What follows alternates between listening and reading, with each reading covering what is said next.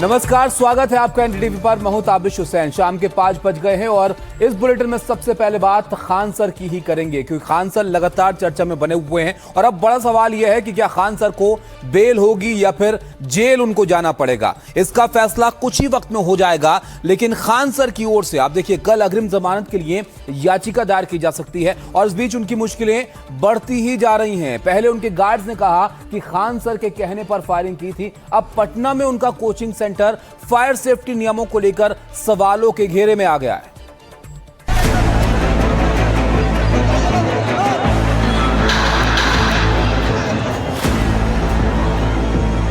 जाने माने शिक्षक खान सर की मुश्किलें बढ़ती जा रही हैं। बात अब उनकी गिरफ्तारी और कोचिंग सेंटर के सील होने तक पहुंच गई है। दो कोचिंग सेंटरों के बीच का विवाद इतना आगे जा चुका है कि सबकी नजर अब अदालत पर है कि खान सर को लेकर वहां से क्या फैसला आता है।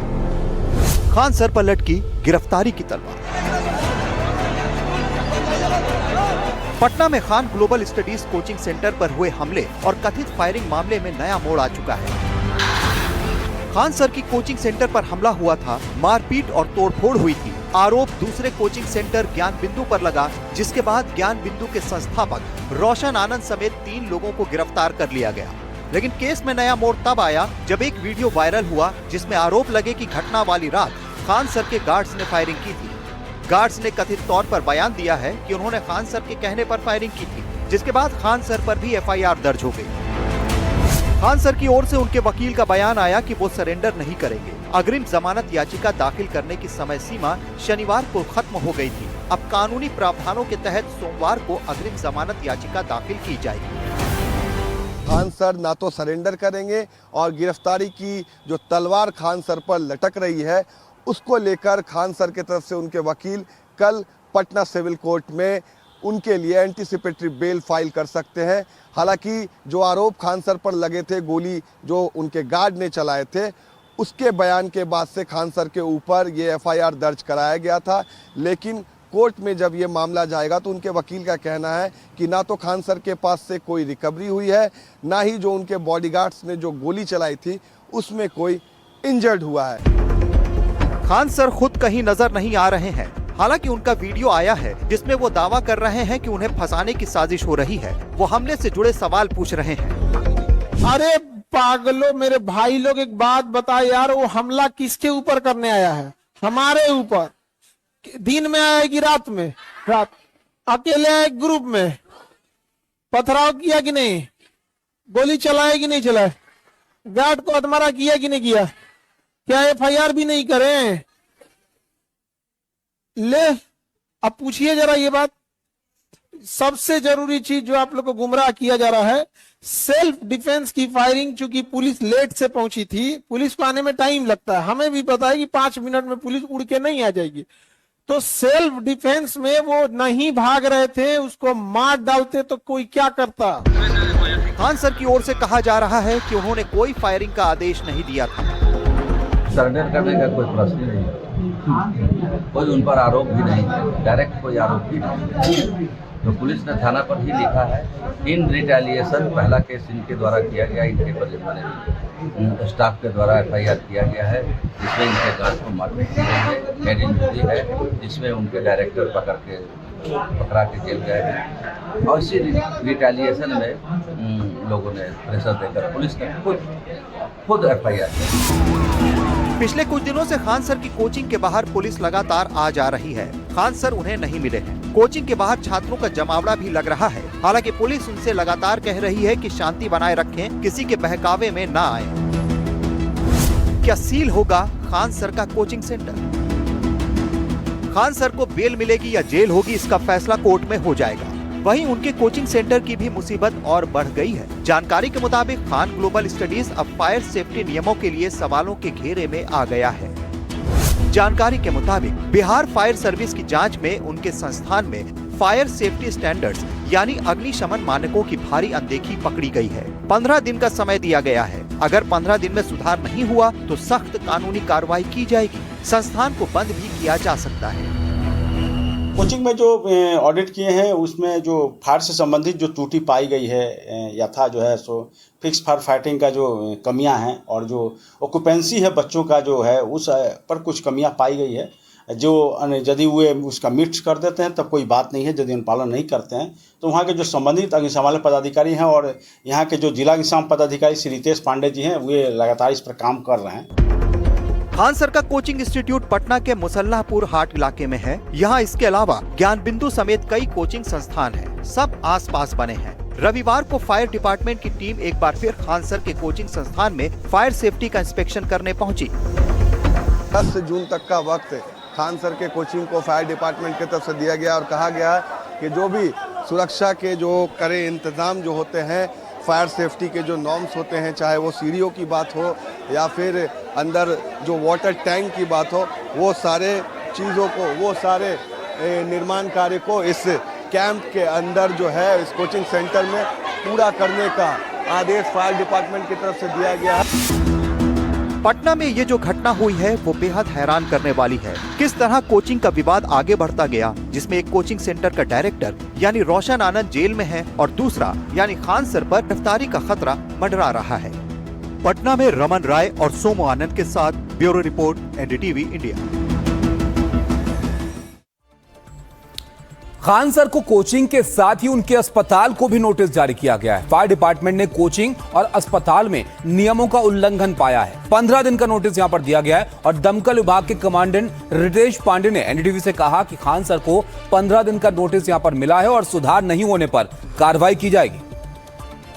खान कोचिंग सेंटर को फायर डिपार्टमेंट के तरफ से नोटिस भी गई है क्योंकि उनके कोचिंग में फायर सेफ्टी को लेकर कई सारी खामियां। इस वक्त हमारे साथ पटना के फायर कमांडेंट रितेश कुमार पांडे हैं। सर, क्या खामियां पाई गई है खान ग्लोबल कोचिंग सेंटर की, अगर हम बात करें तो फायर डिपार्टमेंट की? जैसा कि हम सभी लोग जानते हैं कि अभी दिल्ली के मालवीय नगर और मुजफ्फरपुर में बहुत दुखद घटना घटित हुई है। उसके आलोक में हमारी डीजी महोदया द्वारा एक सख्त निर्देश पारित किया गया कि पटना जिला समेत बिहार के सभी जिलों में जितने भी होटल, हॉस्पिटल और कोचिंग सेंटर हैं उनमें यह जांच किया जाए कि क्या अग्नि सुरक्षा व्यवस्था वहां पे पर्याप्त प्रबंध किए गए हैं कि नहीं। इसी क्रम में पिछले 3 दिनों में हम लोगों ने टोटल 322 जगहों पे जांच की है। कुछ संस्थान ऐसे हैं जिनको हम लोगों ने पूर्व से सुझाव दे रखा था, कुछ संस्थान ऐसे हैं जिन्होंने हमसे कभी भी अग्नि सुरक्षा के संबंध में कोई सुझाव प्राप्त नहीं किया था। हम सभी के यहाँ जा रहे हैं, सबको हम लोग सुझाव दे रहे हैं। इस क्रम में खान ग्लोबल स्टडीज़ में हम लोगों ने पाया कि पूर्व में उनके यहाँ जो जांच हम लोगों ने किया था उनको हम लोगों ने कुछ सुझाव दिए थे अनुपालन करने के लिए, जैसे fix fire fighting system, overhead tank, downcomer system, fire alarm system. इन सारे सुझावों का अनुपालन अभी तक उनके द्वारा नहीं किया गया है। इसके अलावा उनके यहाँ जो सीढ़ी है वो मानक के अनुरूप नहीं है। तो इसी क्रम में हम लोगों ने उनको एक नोटिस निर्गत किया है कि इन सभी का सुझाव, हमारे द्वारा दिए गए सुझाव का अगले 1 हफ्ते से 10 दिन के अंदर समाधान कर लें, अन्यथा जो भी विधि सम्मत कार्रवाई है वो कार्रवाई हम लोग करेंगे। इसी तरीके से खान कोचिंग में भी हम लोगों ने, खान ग्लोबल स्टडीज़ में भी हम लोगों ने 25 मई को जांच किया था। इसमें हम लोगों ने पाया है कि इनके यहाँ भी मानक के अनुरूप जो अग्निशमन व्यवस्था होनी चाहिए वो नहीं पाई गई है। इसमें जो मिनिमम फायर फाइटिंग सिस्टम होता है, जैसे कि भूमिगत जल tank, hydrant system, wet riser system, automatic detection and sprinkler system, इन सारी की व्यवस्था नहीं पाई गई है। और सीढ़ी भी, आपातकालीन निकास हेतु सीढ़ी की वहाँ व्यवस्था नहीं की गई है। तो इसके लिए उनको हम लोगों ने खान हॉस्पिटल को 15 दिन का समय दिया है, इन सारे सुझावों का अनुपालन कर लें, अन्यथा जो भी हमारे यहाँ विधि सम्मत कार्रवाई है, कारण पीछा करते हुए भवन खाली कराना और सील कराना, वो सारी कार्रवाई की जाएगी। अब इस वक्त की बड़ी खबर आपको बताते हैं, बाबा की नगरी काशी से वाराणसी नगर निगम का एक बड़ा फैसला यहाँ पर सामने आया है। काशी में मांस मछली की बिक्री पर अब बैन लगा दिया गया। शहर के बाहर मांस की दुकानें शिफ्ट की जाएंगी और जल्द ही दुकानें हटाने की प्रक्रिया यहाँ पर शुरू की जाएगी। चरणबद्ध तरीके से ये शिफ्टिंग होगी दुकानों की और शहर के बाहर आधुनिक मीट शॉप बनाई जाएंगी। मीट शॉप के लिए 5 जगहों की पहचान की गई है। शहर के बाहरी सीमा पर अब मीट की दुकानें होंगी। शहर के अंदर से तमाम जो मीट की बिक्री की दुकानें हैं उनको शहर के बाहर शिफ्ट किया जाए। अजय दुबे हमारे साथ हैं। अजय, बताइए इस फैसले को लेने की वजह फिलहाल क्या बताई जा रही है और कैसे सब किया जाएगा? बिल्कुल, देखिए वाराणसी धार्मिक नगरी है और तमाम धार्मिक पक्ष से जुड़े लोग ये मांग पहले से करते रहे हैं और यही कारण भी है कि सावन में लगभग हर बार मांस की जो दुकानें होती हैं वो बंद हो जाती हैं। लेकिन महत्वपूर्ण बैठक नगर निगम की थी और कुछ म्युनिसिपल कमिश्नर ने उनकी तरफ से यह प्रस्ताव आया और अब जो कि प्रस्ताव पास हो चुका है, एक पूरा बैकग्राउंड इंफ्रास्ट्रक्चर वर्क है जो शहर के आउटस्कर्ट्स में डेवलप किया जाएगा, मार्केट जहाँ पर मॉडर्न मार्केट बनेगा मांस और मीट से जुड़ा हुआ, और उसके बाद जो है इन दुकानों को, जो शहर भर में फैली दुकानें, उन दुकानों को बंद किया जाएगा और उनका स्थानांतरण किया जाएगा वाराणसी शहर के बाहर। तो ये तैयारी है प्रशासन की तरफ से। नगर निगम की एक महत्वपूर्ण बैठक मेयर और म्युनिसिपल कमिश्नर की तरफ से प्रस्ताव लेकर आया जाता है, जिसके बाद ये प्रस्ताव पास होता है और आने वाले समय में हम देखेंगे कि जो वाराणसी में शहर के अंदर मांस की दुकानें हैं, मीट की दुकानें हैं, वो बंद की जाएंगी और उन्हें स्थानांतरित किया जाएगा शहर के बाहर। अच्छा अजय, ये बताइए कि जिनकी अभी दुकानें हैं शहर के अंदर, तो सरकार उनको बाहर दुकानें देगी या कैसे ये शिफ्टिंग होगी? देखिए, जो इसको लेकर नोटिफिकेशन जारी होगा उसके बाद और डिटेल्स आएगी, मार्केट डेवलप किया जाएगा। सामान्यतः ऐसे मामलों में जो प्रोसेस देखने को मिलता है उसमें मार्केट डेवलप किया जाता है, मार्केट डेवलप करने के बाद रेंट पर वो आउटलेट्स दिए जाएंगे। जो शहर के अंदर जो लोग हैं जो चाहते हैं कि वो अपने बिजनेस को कंटिन्यू करें और शहर के बाहर जो मार्केट खोला जा रहा है उस मार्केट में जाए तो उनको रेंट पर वहां पर प्रॉपर्टीज दी जाएंगी। तो ये तैयारी, अब तक कोई भी नोटिस जो है दुकानदार जिन्होंने खोल रखी है दुकानें ऑलरेडी, उनको नहीं दिया गया है। ये नया फैसला है, आज इसके एग्जीक्यूशन को हम आगे चलकर देखेंगे। चलिए, तो डिटेल के लिए थोड़ा इंतजार करना होगा, लेकिन ये बड़ा अपडेट है कि जो मीट की दुकानें उनको शहर से बाहर अब वाराणसी में शिफ्ट किया जाएगा। बहुत शुक्रिया जी आपका सब जानकारी के लिए। उत्तर प्रदेश से एक और खबर आप देखिए। उत्तर प्रदेश के गाजीपुर में विनीत राय हत्याकांड और कमलेश बिंद के एनकाउंटर को लेकर अब सियासत और तेज यहां पर हो गई है। यूपी सरकार में मंत्री संजय निषाद ने मुख्यमंत्री योगी आदित्यनाथ से मुलाकात इस सिलसिले में की है और जांच की मांग वो कर रहे हैं। उत्तर प्रदेश में भाजपा सरकार जाति धर्म देख करके एनकाउंट करवाती है। उनके सम्मान और उनके स्वावलंबन में उसमें बाधक बनेगा, उसके सामने संकट की यही चुनौती हमेशा खड़ी होगी। उत्तर प्रदेश में एनकाउंटर को लेकर इन दिनों राजनीति गरमाई हुई है। होटल कारोबारी के बेटे विनीत राय हत्याकांड के बाद आरोपी कमलेश बिंद के एनकाउंटर पर सवाल उठ रहे। पहले विपक्ष इस एनकाउंटर को लेकर सरकार पर निशाना साध रहा था और यूपी सरकार के मंत्री संजय निषाद भी इसमें कूद पड़े हैं। संजय निषाद ने सीएम योगी आदित्यनाथ से मुलाकात की और कमलेश बिंद एनकाउंटर प्रकरण की निष्पक्ष जांच के लिए एसआईटी गठन करने की मांग की। ये बात सोशल मीडिया पर शेयर करते हुए संजय निषाद ने लिखा कि निषाद और बिंद समाज की भावनाओं और मांगों से भी मुख्यमंत्री जी को अवगत कराया। घर वालों का कहना है कि उनके सामने उनको उठा के ले गए, यानी आप कह रहे हैं कि पुलिस ने एक तरह से हत्या कर दी। अब परिवार के लोग कह रहे हैं ना, तो भाई जब तक जांच न हो तब तक कुछ कहा, जांच तो होना चाहिए। अगर आरोप लग रहा तो पुलिस को, अगर इस पे आरोप लग रहा तो जांच होना चाहिए। कौन सी जांच की मांग करेंगे? जांच क्यों नहीं करेंगे कि कब पकड़ा गया, बयान होगा, कुछ न कुछ अधिकार और लोग गवाह होंगे, सीसीटीवी कैमरा होगा, लोकेशन मिलेगा पुलिस का, उसके कहाँ थे कहाँ नहीं थे, कहाँ पकड़े गए। ये तो जांच का विषय है ना। सीडीआर मिलेगा तो जांच होगा और जांच में निश्चित जिस तरीके से परिवार कह रहा है उसे मालूम। कमलेश बिंद का शव जब उसके गांव पहुंचा था तो परिजनों और ग्रामीणों ने एनकाउंटर को फर्जी बताते हुए जमकर हंगामा किया। उग्र भीड़ ने पुलिस टीम पर भारी पथराव किया, जिससे सीओ सिटी और कई पुलिसकर्मी घायल हो गए थे। आपको गाजीपुर मर्डर और एनकाउंटर केस की पूरी कहानी समझाते हैं। 29-30 मई की रात होटल कारोबारी के बेटे विनीत राय की हत्या हो गई थी। इस मामले में 4 आरोपियों के नाम सामने आए थे: शंकर पांडे, कमलेश बिंद, सोनू यादव और मोनू त्रिपाठी। पुलिस ने 3 जून को आरोपी कमलेश बिंद को एनकाउंटर में मार गिराया। कमलेश बिंद और शंकर पांडे पर 1 लाख रुपए का इनाम पुलिस ने रखा है। सोनू यादव और मोनू त्रिपाठी पर 50,000 का इनाम है। जब कमलेश बिंद का एनकाउंटर हुआ तो सपा सुप्रीमो अखिलेश यादव ने सोशल मीडिया पर सरकार को घेरा और आरोप लगाया कि बीजेपी राज में प्रशासन ने जनता का भरोसा खो दिया है। बात इस तरह से कही गई जिसमें ये संदेश था कि कमजोर वर्ग के लोगों का एनकाउंटर किया जा रहा है। सरकार पीडीए विरोधी है और पीडीए को लोग मार रहे हैं और लोकतंत्र में ये व्यवस्था नहीं, ये अधिनायकवादी व्यवस्था, तानाशाही व्यवस्था। लोकतंत्र में कोई अपराधी तो उसको पकड़ो, जेल में डालो, उसके खिलाफ मुकदमा चलाओ, कोर्ट से सजा कराओ, चाहे फांसी कराओ, चाहे जो भी। लेकिन ये सरकार इस पर विश्वास नहीं करती। इस सरकार का इनकाउंटर करो। अब जब कभी कोई सरकार आएगी, जब इसका जांच होगा तब पता चलेगा।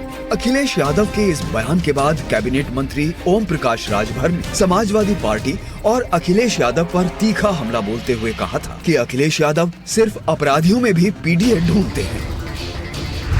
अभी गाजियाबाद में सूर्या चौहान के सवाल पे ये नहीं बोल रहे हैं क्योंकि इनका वोटर वहाँ इन्वॉल्व है। तो जहाँ इनका वोटर इन्वॉल्व है, जहाँ इनके लोग इन्वॉल्व हैं, वहाँ नहीं बोल रहे हैं। पुलिस जो काम कर रही है, अगर अपराधी है तो अपराधी अगर कानून अपने हाथ में ले रहा है तो सरकार कानून का सहारा लेकर के उनको भी कानून सिखा रही, कानून क्या होता है। लेकिन अब ये मामला विपक्ष के सवाल उठाने से हटकर सरकार के अंदर मौजूद मंत्री के सवाल उठाने पर आकर टिक गया।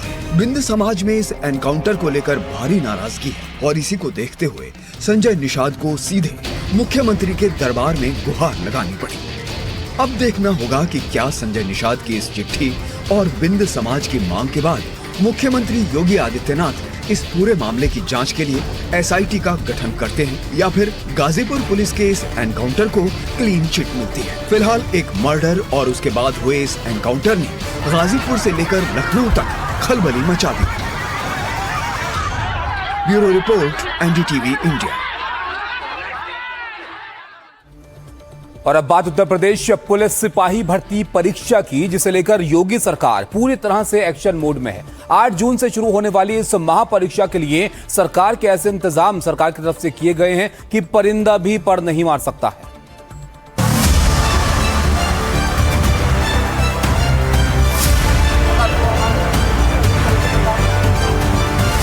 पेपर लीक और सॉल्वर गैंग पर एसटीएफ का कड़ा पहरा,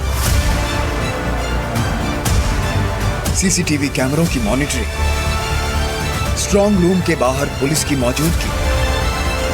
ये तैयारी उत्तर प्रदेश पुलिस भर्ती परीक्षा के लिए की जा रही है। नकल माफिया से पेपर को बचाने के लिए हर तरफ कड़ा पहरा है। ये परीक्षा 8, 9 और 10 जून को प्रदेश के विभिन्न केंद्रों पर 2 पालियों में आयोजित की जा रही है। लाखों अभ्यर्थियों के भविष्य से जुड़ी इस परीक्षा को पूरी तरह निष्पक्ष और पारदर्शी बनाने के लिए खुद एसटीएफ ग्राउंड जीरो पर उतर चुकी है। स्तरीय कंट्रोल रूम हमारा है और उसमें हम लगभग 30,000 कैमरों की निगरानी कर रहे हैं लगातार, और सभी केंद्र हमारे जो हैं वो लाइव हैं, रहेंगे और परीक्षा के दिनों में, और उनको हम निरंतर देखते रहते हैं। साथ साथ जो हमारे सॉफ्टवेयर्स हैं वो AI एनेबल्ड हैं, और उसमें अगर कहीं कोई भी गतिविधि दिखाई देती है वो तत्काल हमारे लिए अलार्म रेज होता है, हम उसे देखते हैं और उनको समुचित निर्देश देते हैं। नकल माफिया और सॉल्वर गैंग के खिलाफ इस बार चक्रव्यूह तैयार किया गया है। एसटीएफ, साइबर सेल और जिला पुलिस को हाई अलर्ट पर रखा गया है। सोशल मीडिया के डिजिटल प्लेटफॉर्म्स जैसे व्हाट्सएप, टेलीग्राम और फेसबुक पर 24 घंटे पैनी नजर रखी जा रही है।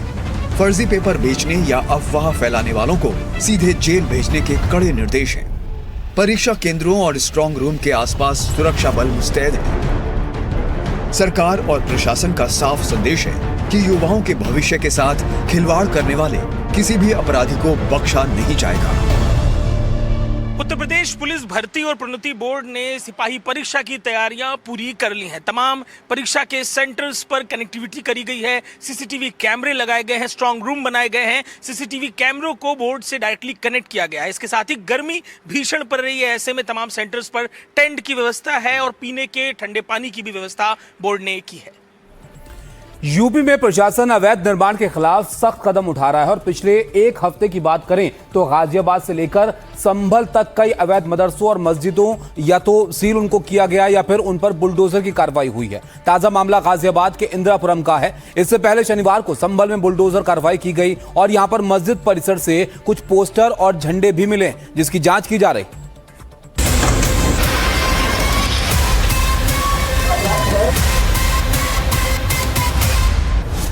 यूपी में जगह जगह जारी है अतिक्रमण पर प्रहार। गैर कानूनी निर्माण है तो प्रशासन की कड़ी कार्रवाई हो रही है।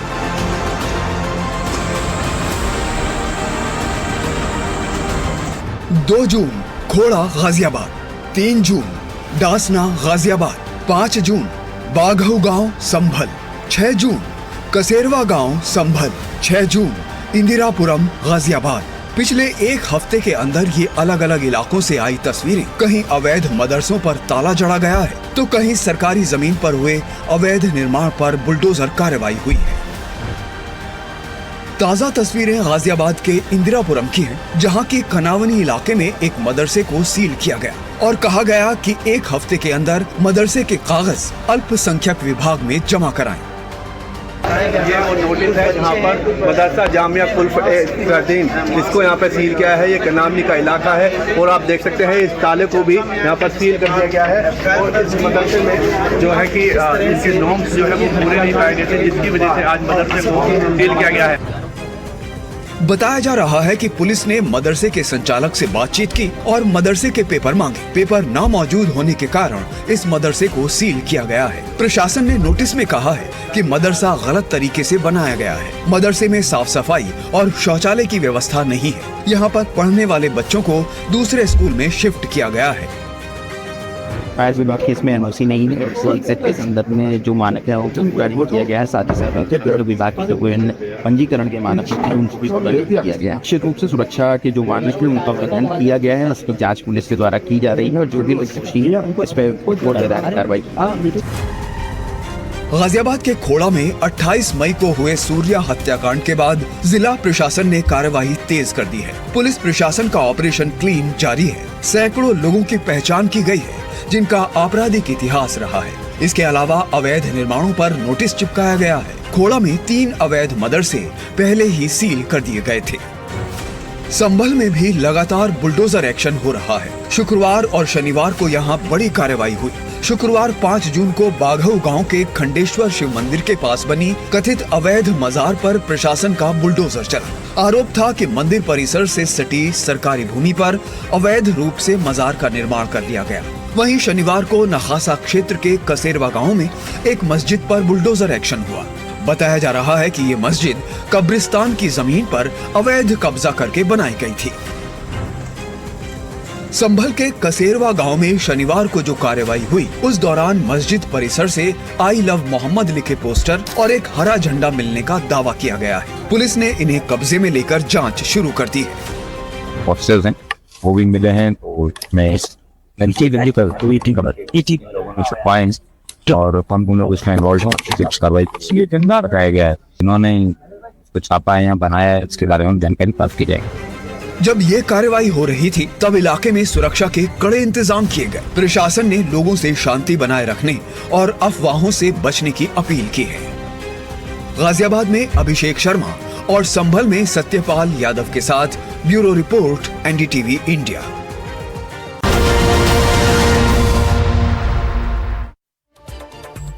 अब बात एक ऐसे हत्याकांड की जिसमें आरोपी 1400 किलोमीटर दूर से आए। दिल्ली यूनिवर्सिटी की महिला प्रोफेसर की हत्या के मामले में बड़ा खुलासा हुआ है। इस हत्याकांड को दंपति ने अंजाम दिया था और पुलिस ने आरोपियों को बंगाल से गिरफ्तार कर लिया। हत्या के पीछे की वजह भी अब सामने आ गई है।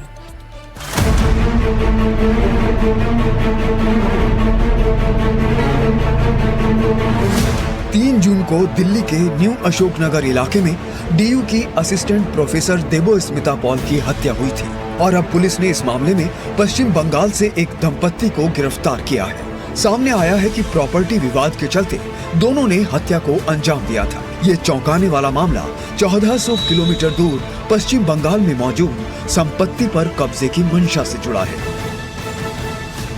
जांच में ये बात सामने आई है कि मृतक प्रोफेसर देबोस्मिता पॉल और गिरफ्तार किए गए किराएदार दंपत्ति के बीच पश्चिम बंगाल में मौजूद एक संपत्ति को लेकर लंबे समय से विवाद चल रहा था। प्रोफेसर अपने नाना की उस संपत्ति को खाली करवाना चाहती थी, लेकिन आरोपी उस पर कब्जा जमाए रखना चाहते थे। इसी विवाद ने धीरे धीरे इतना गंभीर रूप ले लिया कि आरोपियों ने प्रोफेसर को रास्ते से हटाने की योजना बना डाली। ये हत्या पूरी सोची समझी साजिश का हिस्सा थी, जिसके लिए आरोपी पश्चिम बंगाल से दिल्ली पहुंचे थे। अब आपको इस पूरे हत्याकांड में कब कब क्या हुआ, इसकी पूरी सिलसिलेवार जानकारी देते हैं। 3 जून बुधवार दोपहर 1 बजे मां से प्रोफेसर की बात हुई। करीब 3 बजे 2 संदिग्ध प्रोफेसर के घर पहुंचे। दोपहर 3 से शाम 6 बजे के बीच हत्या की आशंका। 4 जून गुरुवार प्रोफेसर को ड्राइवर ने कई फोन किए। ड्राइवर के किसी कॉल का जवाब नहीं मिला। प्रोफेसर की बहन को ड्राइवर ने बताया। प्रोफेसर की बहन ताला तोड़कर घर में घुसी। प्रोफेसर का शव घर के ड्राइंग रूम में मिला। पुलिस ने हत्या के मामले में केस दर्ज किया। 5 जून शुक्रवार सीसीटीवी में 2 नकाबपोश संदिग्ध दिखे। कैब ड्राइवर से पूछताछ हुई। 6 जून शनिवार 13 संदिग्ध लोगों की पहचान। 9 लोगों की पहचान कन्फर्म। 100+ सीसीटीवी फुटेज खंगाले गए। डिलीवरी बॉय, घरेलू मददगार से पूछताछ। 7 जून रविवार सीसीटीवी में दिखे संदिग्ध महिला पुरुष गिरफ्तार। पश्चिम बंगाल से हुई आरोपियों की गिरफ्तारी। दोनों आरोपी पति पत्नी निकले। फिलहाल दोनों आरोपियों को गिरफ्तार कर लिया गया है और उन्हें अदालत में पेश किया जाएगा। पुलिस रिमांड के दौरान हत्या से जुड़े सभी पहलुओं पर विस्तार से पूछताछ की जाएगी। Bureau report, NDTV India.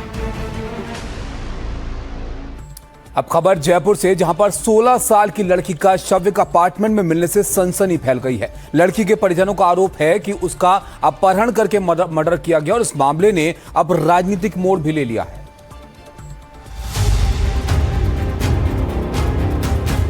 Jaipur में 12वीं कक्षा की छात्रा की मौत का मामला गंभीर होता जा रहा है।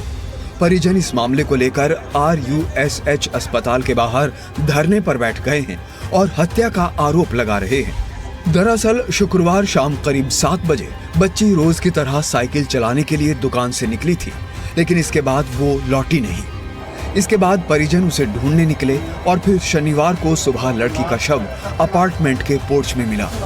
मैं इस वक्त उसी AIS अपार्टमेंट पर मौजूद हूँ, उसी मंजिल पर मौजूद हूँ जहाँ पर पुलिस को उस बच्ची का चश्मा और चप्पल मिली थी। और बताया जा रहा है कि इस 13वीं मंजिल से बच्ची जो है वहाँ पर नीचे कूदी और पोर्च में यहाँ पर नीचे उसका शव मिला था। हम यहाँ पर पहुँचे हैं ये देखने के लिए कि किस तरीके से ये जो अपार्टमेंट है ये बना हुआ है। ये अपार्टमेंट बहुत लग्जरियस अपार्टमेंट है। 21 लिफ्ट यहाँ पर है, 300 CCTV कैमरास है। उसके बावजूद ये बड़े सवाल खड़े करता है कि आखिर बच्ची कैसे पहुंची। देखिए ये वो पोर्च है जहाँ पर बच्ची का शव सुबह मिला। शुक्रवार को शाम को बच्ची अपने परिजनों से घर से बाहर निकली थी साइकिलिंग के लिए, जैसे कि वो रोज जाया करती थी, लेकिन इसके बाद लौटी नहीं। इस मामले को लेकर अब परिजन सड़क पर बैठकर प्रदर्शन कर रहे हैं और न्याय की गुहार लगा रहे हैं। जयपुर के प्रतापनगर थाना क्षेत्र में अपार्टमेंट में बच्ची का शव मिलता है। इसके बाद परिजन यहाँ पर RUH अस्पताल पर धरने बैठे। उनका आरोप है कि बच्ची का अपहरण कर फिर उसके बाद उसकी हत्या की गई है। पुलिस दोनों ही एंगल से जांच कर रही है, ये हत्या है या आत्महत्या। फिलहाल देखिए परिजन जो है यहाँ पर धरने बैठे, बच्ची की माँ यहाँ पर बैठी हुई है। मैम क्या कहना है आप लोग? मेरी बेटी को इंसाफ चाहिए, योगेंद्र मीणा को सजा दिलानी है। योगेंद्र मीणा कौन? वही माधोपुर की बामनवास विधानसभा के विधायक, जिला कांग्रेस कमेटी के जिला अध्यक्ष, उनके दोहिते हैं। ये फोटो है योगेंद्र मीणा जी की। आप देखिए किस तरीके से एक सामान्य लड़का हाई प्रोफाइल होने के सामान्य परिवार के साथ बच्ची को फैलाकर फुसलाकर एक हाई प्रोटोकॉल बिल्डिंग जो कि AIS रेजिडेंसी ISO के बंगले के अंदर ले जाकर पता नहीं क्या क्या करके उसका मर्डर कर देता है। और यहाँ का पुलिस प्रशासन उस मर्डर को कहता है कि ये तो टैक्सी मंजिल कूद के सुसाइड है। ये सामने आया है कि योगेंद्र मीणा नाम के एक लड़के से इंस्टाग्राम पर उस बच्ची की बात हो रही थी।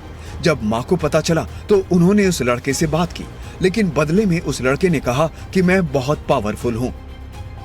अब बच्ची के परिजनों का आरोप है कि उस लड़के ने अपहरण कर बच्ची की हत्या की है। बच्ची के अपार्टमेंट में आने से लेकर 13वीं मंजिल तक पहुंचने की सारी घटना CCTV कैमरे में कैद है, लेकिन 13वें फ्लोर पर कैमरा नहीं है। इसीलिए वहां क्या हुआ ये अब सबसे बड़ा सवाल बना हुआ है।